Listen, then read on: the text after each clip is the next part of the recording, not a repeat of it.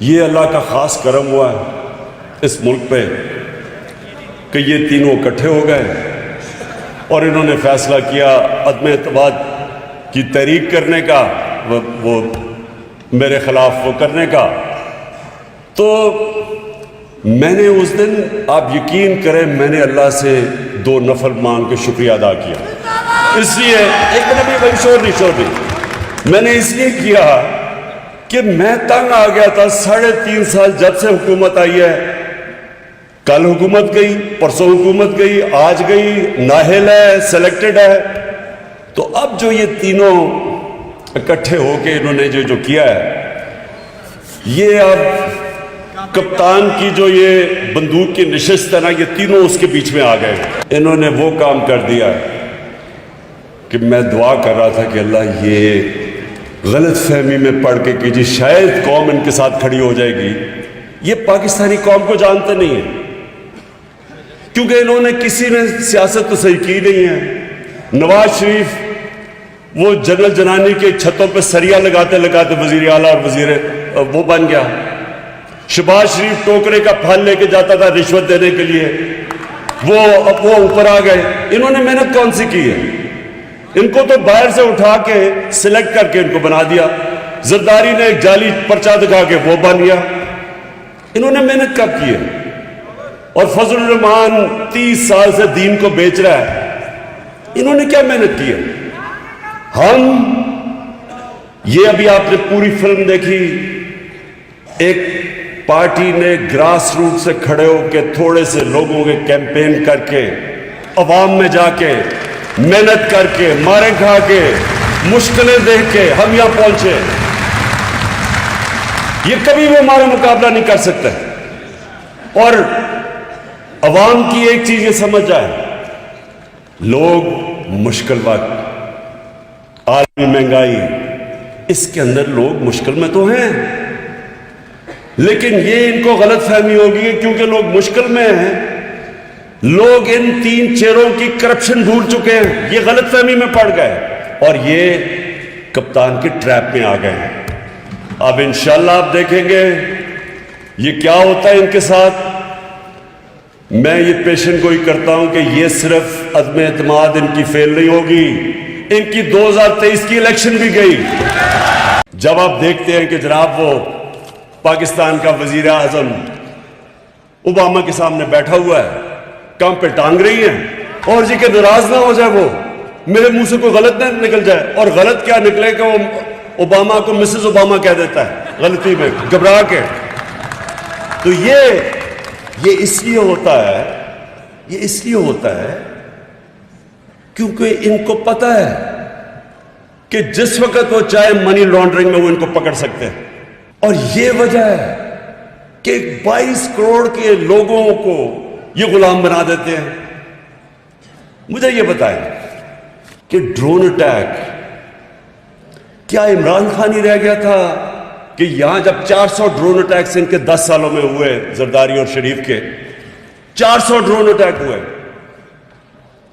میں کیوں اکیلا آیا؟ ابھی آپ نے دیکھا کہ ہم نے مظاہرے کیے، ہم نے دھرنے کیے، ان دونوں کو کوئی شرم نہیں آئی کہ آپ کی بمباری ہو رہی ہے، آپ ان کے لیے جنگ لڑ رہے ہیں اور وہ آپ کے اوپر بمباری کر رہے ہیں، اور وہاں عورتیں بچے مار رہے ہیں، آپ کو کوئی شرم نہیں آئی کہ وہ پاکستانی تھے؟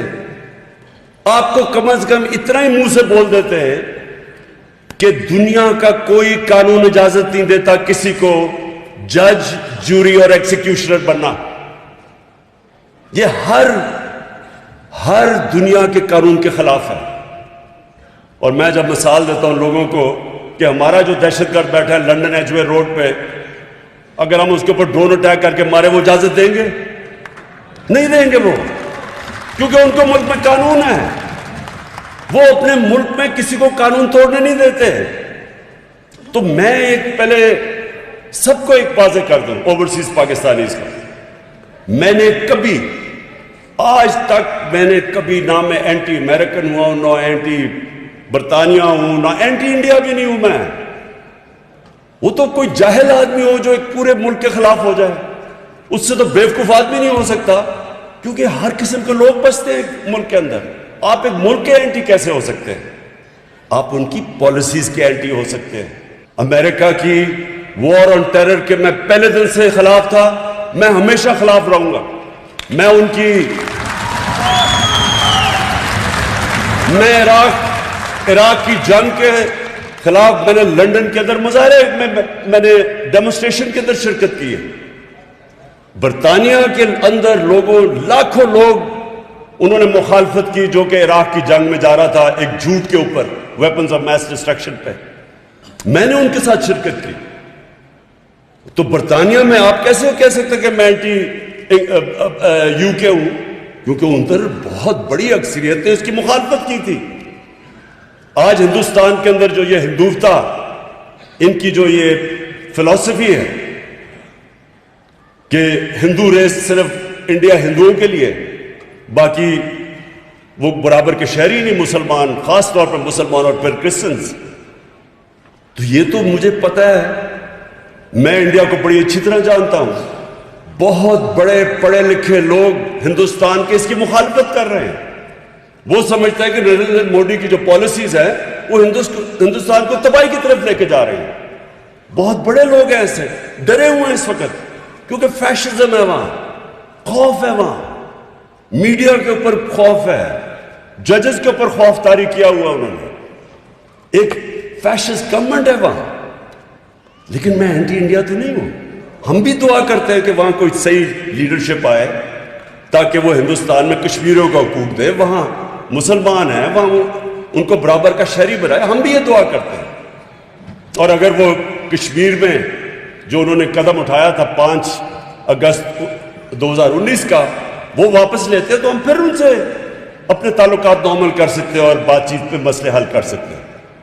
تو میری مخالفت تو یہ تھی کہ آپ نے اپنے لیے اور قانون بنائے ہوئے ہیں. اپنے ملک میں تو آپ اجازت نہیں دیتے یہ بمباری کر کے لوگوں کو دہشت گردی کے خلاف جنگ اور جج جوری ایکسیکیوشنر. تو ہمارے ملک میں آپ یہ کر رہے ہیں 400 ڈرون اٹیکس. کتنے لوگ اس میں مارے گئے, کتنی عورتیں بچے مارے گئے, اور ذمہ داری کس کی تھی؟ ان دونوں کی. اور یہ دو کیوں نہیں بولتے تھے؟ کیونکہ یہ اپنے پیسے کے غلام ہیں.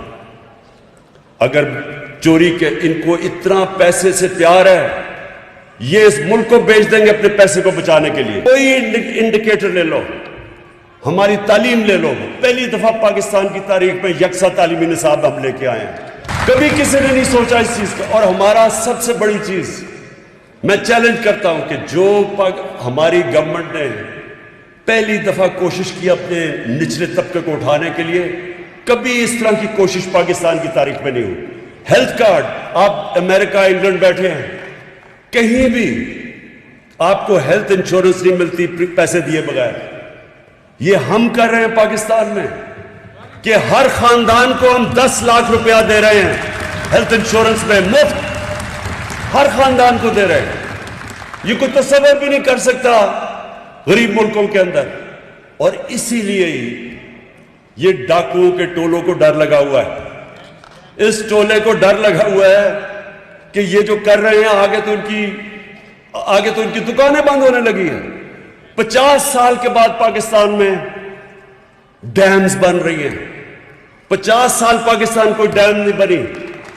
اب پانی بچانے کے لیے پہلی ڈیم 2025 میں ممن ڈیم بڑی ڈیم ہے, 2026 میں داسو ڈیم, اور 2028 میں باشا ڈیم بنے گی, جس سے دگنی ہو جائے گی ہماری پانی کی سٹوریج. اس کا مطلب ہم اور زیادہ گندم اپنا پانی دے سکیں گے اور علاقوں کو پانی کے نیچے لا سکیں گے. کہنے کا مطلب آخر میں یہ ہے کہ میں چیلنج کرتا ہوں اپنے میڈیا والوں کو, اپنے اکانومسٹ کو, ان ساری پارٹیز کو, کبھی ہمارے ساتھ ڈیبیٹ کرو.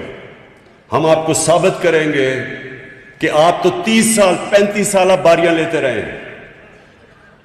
ہم نے 3.5 سال میں جس طرح کی پاکستان میں امپروومنٹس کی ہیں پاکستان کی تاریخ میں کسی نے نہیں کی. نیشن بلڈنگ کی ہے, رحمت للعالمین اتھارٹی, رحمت للعالمین اتھارٹی اپنے بچوں کی تربیت کرنے کے کی ہے. لوگوں کو پتہ چلے ملک بنا کیوں تھا, سیرت نبی کیا تھی, کیسے نبی صلی اللہ علیہ وسلم نے لوگوں کے کیریکٹر بدل دیے، لیڈر بنا دیا لوگوں کو، دنیا کی امامت کروائی. پتہ ہی نہیں ہمارے لوگوں کو کہ پاکستان تو بنا ہی اس لیے تھا. یہ پہلی دفعہ ہم اپنے بچوں کو اسکول میں بتا رہے ہیں سیرت نبی کیا تھا، نبی صلی اللہ علیہ وسلم کا راستہ کیا تھا، کیا وجہ تھی کہ اس نے عربوں کو اٹھا کے دنیا کی امامت کروائی. اور پھر یہ یاد رکھیں کہ جو ہمارے دور کے اندر ہم نے دنیا کے اندر اپنے نبی صلی اللہ علیہ وسلم کی جو بے حرمتی ہوتی تھی، ان کی شان میں گستاخی ہوتی تھی. 30 سال فضل الرحمان اسلام کو بیچ رہا ہے. میں نے 3.5 سال میں آج پریزیڈنٹ پوٹن کے منہ سے نکلا ہے کہ آزادی کے رائے، آزادی صحافت کے نام پہ آپ نبی صلی اللہ علیہ وسلم کی شان میں گستاخی نہیں کر سکتے.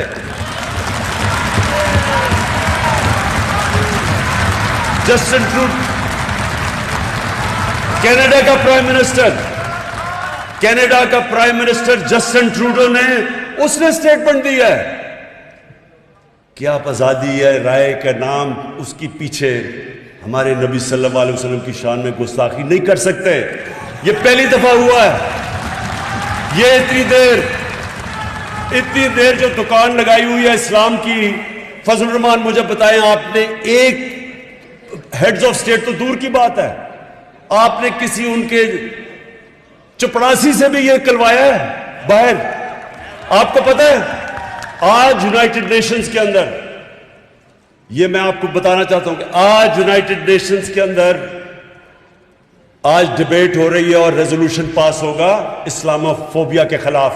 یہ ہماری وجہ سے ہے.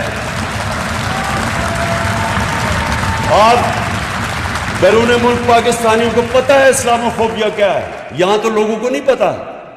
وہ جو آپ باہر رہتے ہیں آپ کو پتہ ہے کہ کئی دفعہ سر کور کیا ہوا ہے اور سڑکوں کے اوپر برا بھلا کو کہتے ہیں. کوئی بات نہیں کرتا تھا آج تک. یہ ہم نے، مجھے فخر ہے کہ یو این میں، OIC میں، دنیا میں نے اس چیز کو اٹھایا، اور آج انشاءاللہ یونائٹڈ نیشنز کی جنرل اسمبلی میں ریزولوشن پاس کی جائے گی اسلامو فوبیا کے خلاف.